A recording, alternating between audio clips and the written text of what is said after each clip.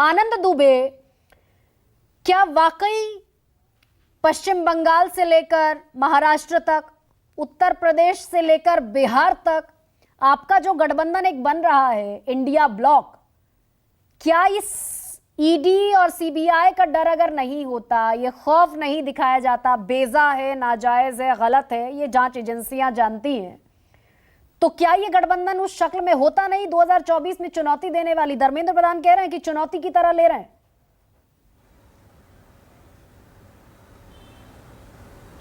गरिमा जी नमस्ते। जी प्रणाम।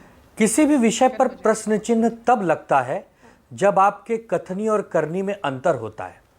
प्रधानमंत्री जी मोदी जी भारतीय जनता पार्टी 2014 में यह कहकर आई थी, न खाऊंगा न खाने दूंगा, लेकिन उस समय यह नहीं बताया था कि यदि कोई भ्रष्टाचार करके हमारे पास आ जाएगा, हमारी भक्ति करेगा, तो उसे संरक्षण भी दूंगा और उसको अपनी बगल वाली कुर्सी पर भी बिठाऊंगा। आप केस करते हैं संजय सिंह पर, आप ईडी को भेजते हैं संजय राउत जी पर, आप अभिषेक बनर्जी जी के यहां पर धाड़ करते हैं, आप हेमंत सोरेन जी को परेशान करते हैं, कोई बात नहीं।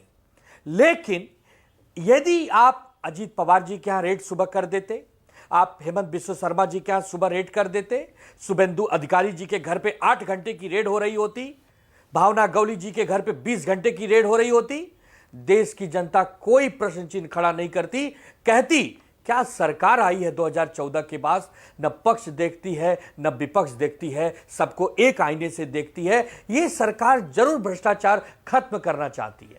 लेकिन होता क्या है, जब यूपीए की सरकार थी तब 53 से 55% विपक्ष के लोग जो थे उन पर कार्रवाइयां होती थी। आज 95% केवल विपक्ष के लोग हैं जिन पर कार्रवाई होती है। इसका मूल कारण है कि जो भी नेता, जो भी पार्टी आपकी गलत नीतियों का विरोध करेगी, आप उसे चुन चुनकर पकड़ेंगे, उस पर केस करेंगे, ईडी के अंदर ठूस देंगे। फिर जब हाई कोर्ट, सुप्रीम कोर्ट फटकार लगाएगी, जैसे मनीष सिसोदिया जी और संजय राउत जी के केस में लगा चुकी है, तब जाकर आपकी अक्ल ठिकाने आएगी। लेकिन इस बीच गरिमा जी होता यह है कि नेता का मनोबल गिरता है, उसकी छवि धूमल होती है, वो चीख चीख कर कहता है कि मैंने कोई भ्रष्टाचार नहीं किया है, मुझे फंसाया जा रहा है। लेकिन उसके जीवन के 2, 4, 6, 8 महीने या 1-2 साल जो बर्बाद कर देते हैं आप, केवल इसलिए कि वो आपका घोर विरोधी है।